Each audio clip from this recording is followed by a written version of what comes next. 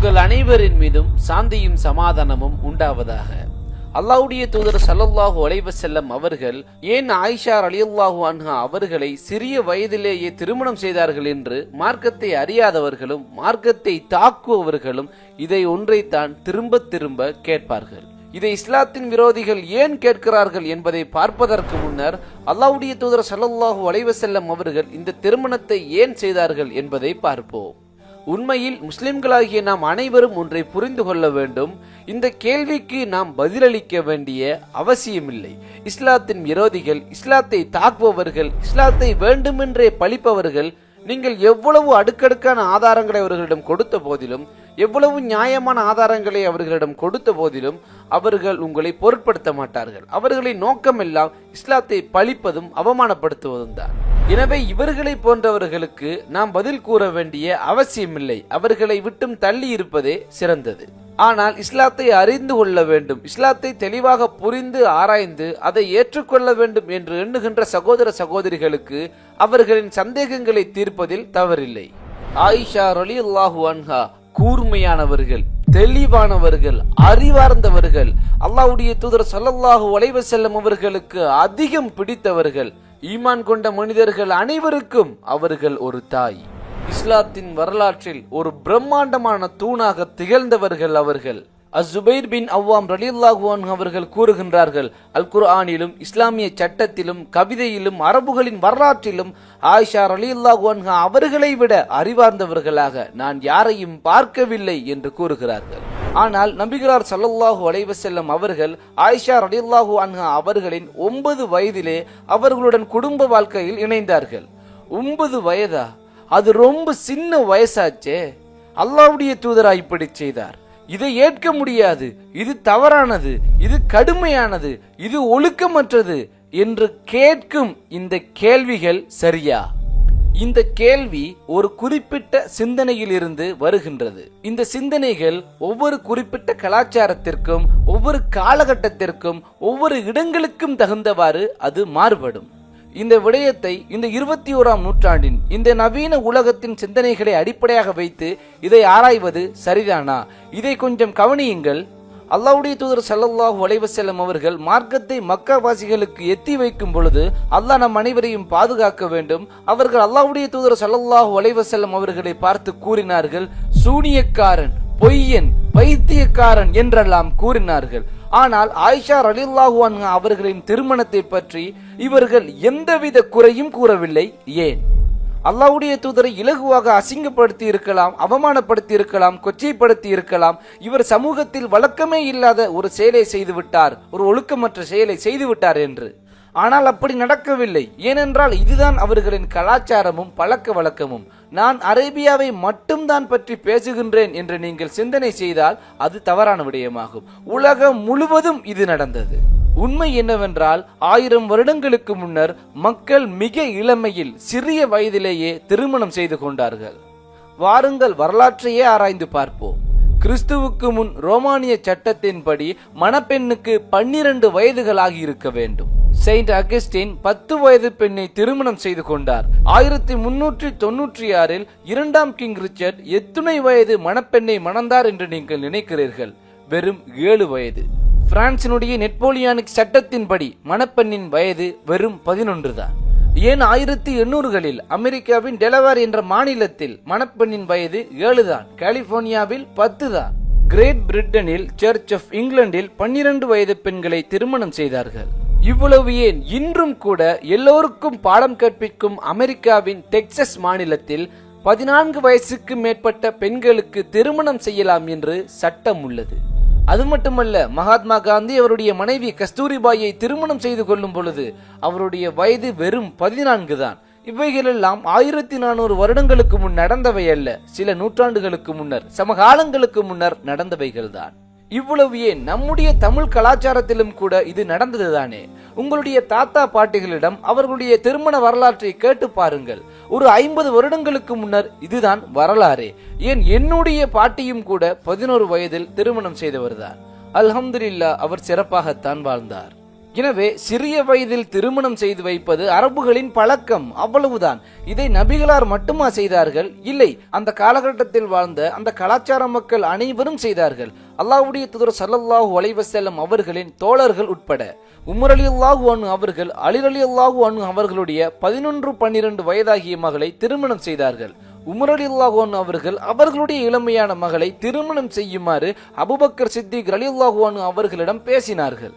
எனவே அந்த காலகட்டத்தில் வாழ்ந்த எவருக்கும் அது பிரச்சனை கிடையாது, அது வழக்கமாக இருந்தது. இந்த 13 நூற்றாண்டுகளாகவும் அது வழக்கமாகத்தான் இருந்தது.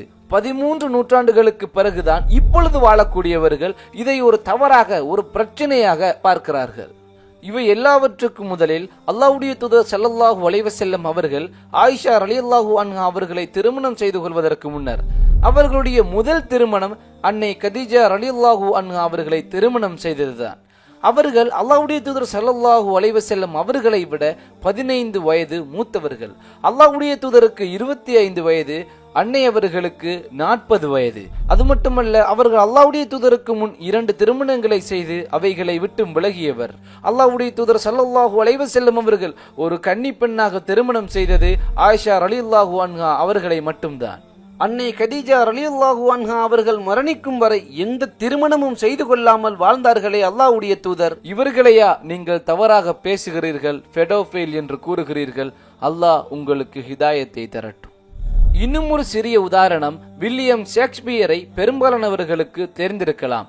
அவருடைய ரோமியோ ஜூலியட்டை முதல் முறையாக நாடகமாக்கும் பொழுது அவர்கள் ரோமியோ ஜூலியட்டுக்கு 14-15 வயதுடையவர்களாகவே நடிகர்களை எடுத்தார்கள். 15 ஆணுக்கும் 14 பெண்ணுக்கும். ஆனால் நம்முடைய கண்ணோட்டத்தின்படி இந்த 21ஆம் நூற்றாண்டில் ரோமியோ ஜூலியட்டுக்கு 18-20 வயதாகி இருக்கும். எனவே நாம் ஏன் பழங்காலத்தை, அன்றைய காலத்தை இந்த நவீன உலகத்தின் கண்ணோட்டத்தில் பார்க்கின்றோம்?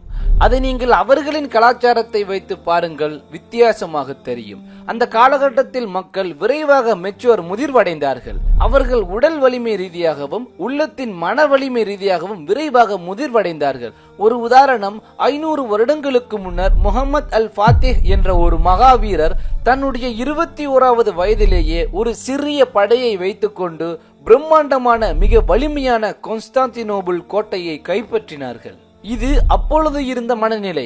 இப்பொழுது நீங்கள் தலைவராக வேண்டும் என்றால் உங்களுக்கு தலையில் வெள்ளை முடிகள் வேண்டும். இந்த 21ஆம் நூற்றாண்டில் நம்முடைய 21 வயதாகிய இளைஞர்கள் என்ன செய்கிறார்கள்? அவர்கள் வீடியோ கேம்ஸ்களை விளையாடி கொண்டிருக்கிறார்கள், படம் பார்த்து கொண்டிருக்கிறார்கள். இதை வைத்துக்கொண்டு இந்த கண்ணோட்டத்தில் நாம் அன்றைய காலத்தை பார்க்கலாமா? இதை சிந்தியுங்கள். உங்களுடைய இந்த நவீன உலகத்தின் கண்ணோட்டத்திற்கு இந்த விடயம் ஒத்துப்போகவில்லை என்றால் அந்த காலகட்டத்தில் வாழ்ந்த மக்கள் ஒழுக்கமற்றவர்கள், தர்மமற்றவர்கள், நீதியற்றவர்கள் என்று நாம் வெளிப்படுத்தி காட்டுவது சரியானதா? சுப்ஹானல்லாஹ். அல்லாஹ்வுடைய தூதர் ஸல்லல்லாஹு அலைஹி வஸல்லம் அவர்கள் அன்னை ஆயிஷா ரலியல்லாஹு அன்ஹா அவர்களுடன் எப்படிப்பட்ட ஒரு வாழ்க்கையை வாழ்ந்தார்கள்? அவர்கள் அன்பும் காதலும் ஒன்று சேரப்பட்ட ஒரு வாழ்க்கையை வாழ்ந்தார்கள். அன்னை அவர்கள் குடித்த பகுதியை நபிகளாரும் வாய் வைத்து குடிப்பார்கள். அன்னை அவர்கள் உண்ட பகுதியை அல்லாஹ்வுடைய தூதரும் உண்பார்கள். சுப்ஹானல்லாஹ். அல்லாஹ்வுடைய தூதர் ஸல்லல்லாஹு அலைஹி வஸல்லம் அவர்களிடம் உங்களுக்கு அதிகம் பிடித்த மனிதர் யார் என்று கேட்டதற்கு அவர்கள் பதிலளித்தார்கள், அது ஆயிஷா என்றார்கள். சுப்ஹானல்லாஹ். அதற்கு அடுத்ததாக அதிகம் பிடித்த மனிதர் யார் என்று கேட்பதற்கு அவருடைய தந்தை என்று பதிலளித்தார்கள். சுப்ஹானல்லாஹ். யாரை பற்றி நீங்கள் பேசுகிறீர்கள்? எங்களுடைய தூதரை பற்றிய. சுப்ஹானல்லாஹ். இறுதியாக இந்த கேள்வியை உங்கள் உள்ளத்தில் வைத்து பதில் சொல்லுங்கள்.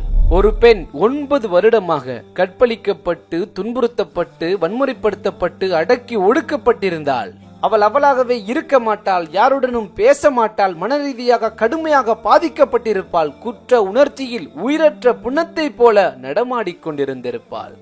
ஆனால் அன்னை ஆயிஷா ரலியல்லாஹு அன்ஹா அவர்கள் நபி தோழர்களுக்கே ஆசிரியர். ஆயிரக்கணக்கான மக்கள் அவர்களிடம் இஸ்லாத்தை கற்று பயின்று மாணவர்களாக பயன்பெற்றிருக்கிறார்கள். அவர்கள் சுமார் 2210 ஹதீஸ்களை தனி ஒரு ஆளாக அறிவித்திருக்கிறார்கள். இஸ்லாத்திற்கு அவர்கள் ஆற்றிய பணி அளப்பெரியது. இது நீங்கள் நினைப்பது போல ஒரு அடக்கி ஒடுக்கப்பட்ட பெண்ணின் வரலாறு கிடையாது. கல்வியை கற்றுக் கொடுத்து கண்ணியத்தின் உச்சகட்டமாக பெண்களுக்கு ஒரு முன்னோடியாக வாழ்ந்த ஒரு புத்திஜீவியின் வரலாறு. இவ்வளவு ஏன் அல்லாஹ்வுடைய தூதர் ஸல்லல்லாஹு அலைஹி வஸல்லம் அவர்கள் சபிக்கப்படும் பொழுது அவர்களுக்காக இவர்கள் பேசி போராடினார்கள், பாதுகாத்தார்கள். சுப்ஹானல்லாஹ். அன்னை ஆயிஷா ரலியல்லாஹு அன்ஹா அவர்களுக்கும் இது பிரச்சனை இல்லை. அந்த கலாச்சாரத்தில் வாழ்ந்த மக்களுக்கும் இது பிரச்சனை இல்லை. கடந்த 13 நூற்றாண்டுகளாக வாழ்ந்த மக்களுக்கும் இது பிரச்சனை இல்லை. இந்த நவீன உலகத்தில் வாழும் உங்களுக்கு மட்டும் பிரச்சனை என்றால் இது யாருடைய பிரச்சனை? இஸ்லாத்தின் விரோதிகள் ஏன் இந்த கேள்வியை கேட்கிறார்கள் என்றால், வரலாற்றிலேயே இவ்வளவு நுணுக்கமாக, இவ்வளவு அதிகமாகவும் தெளிவாகவும் எந்த ஒரு மனிதருடைய வரலாற்றை யாருமே தொகுத்தது கிடையாது. இப்படிப்பட்ட அதிகமான வரலாற்று தகவல்களை கொண்ட ஒரு மிகப்பெரிய பிரபலமான மனிதரை ஒரு பொய்யர் என்றோ, ஒரு தவறானவர் என்றோ, ஒரு அட்டூழியம் செய்யக்கூடியவர் என்றோ, ஒரு அநியாயம் செய்யக்கூடியவர் என்றோ எந்த பழியையுமே இவர்களால் போட முடியவில்லை. அதனால்தான் அவர்கள் பாவம் கையில் கிடைப்பதையெல்லாம் எடுத்து எறிகிறார்கள். அவர்களை பார்த்தாலே பரிதாபமாகத்தான் உள்ளது. இவ்வளவு பிரம்மாண்டமான ஒரு சுயசரிதையில் இவர்களால் இந்த 1400 வருடங்களாக இவர்களால் எடுக்க முடிந்தது இந்த குப்பைதான் என்றால், அல்லாஹ்வுடைய தூதர் எவ்வளவு தூய்மையானவர்கள் என்பதற்கு இதை விட வேறு என்ன ஆதாரம் வேண்டும்? அல்லாஹ்வின் நல்லடியார்களே, சமகாலத்தில் நடந்த நிகழ்வு. இப்பொழுது அரசியல்வாதிகளும் கூட ஓட்டுக்காக இதைத்தான் போட்டு பேசுகிறார்கள். ஆனால் அவர்கள் இஸ்லாத்தின் வரலாற்றை படித்து ஆராய்ந்தார்களானால் அவர்கள் இப்படி பேச மாட்டார்கள். இஸ்லாத்தை உறுதியாக ஏற்று கடைபிடித்தவர்கள் அதை தாக்கியவர்கள் தான். இவர்கள் எவ்வளவு வேகமாக இஸ்லாத்தை பழித்து கூறுகிறார்களோ, அது எவ்வளவு தூரம் பரவுகின்றதோ, அவர்கள் அனைவருமே இஸ்லாத்தை பற்றி அறிவார்கள். ஒரு மார்க்கம் இவ்வளவு கெட்டதாக இருக்க முடியுமா என்று சிந்திப்பார்கள். அதுவே அவர்கள் முஸ்லிம் ஆவதற்கு வழிவகுக்கும். இது கதையல்ல, இதுதான் வரலாறு. இது சஹாபாக்களின் காலம் முதல் இன்று வரையிலும் நடந்து கொண்டிருக்கின்றது. ஒரு காலத்திலும் இல்லாத அளவுக்கு இஸ்லாம் கடந்த 2 நூற்றாண்டுகளாக எப்படி இவ்வளவு வேகமாக வளர்ந்து கொண்டிருக்கின்றது. இஸ்லாம் தான் உலகிலேயே மிக வேகமாக வளர்ச்சி அடையும் மார்க்கம். இஸ்லாத்திற்கு எதிரான தாக்குதல்கள் எப்பொழுது அதிகரிக்கப்பட்டதோ அப்பொழுதிருந்தே இஸ்லாத்தின் வளர்ச்சியும் பல மடங்காக அதிகரித்து விட்டது. இஸ்லாம் வைரத்தின் பளிங்கு போல அதை தீட்ட தீட்ட பிரகாசித்துக் கொண்டே இருக்கும். உண்மையை மட்டும் தேடி வந்தவர்கள் உண்மையை பெற்றுக் கொண்டிருப்பார்கள். நீங்கள் உண்மையை பெற்றுக் கொண்டீர்களா? என் சகோதர சகோதரிகளே,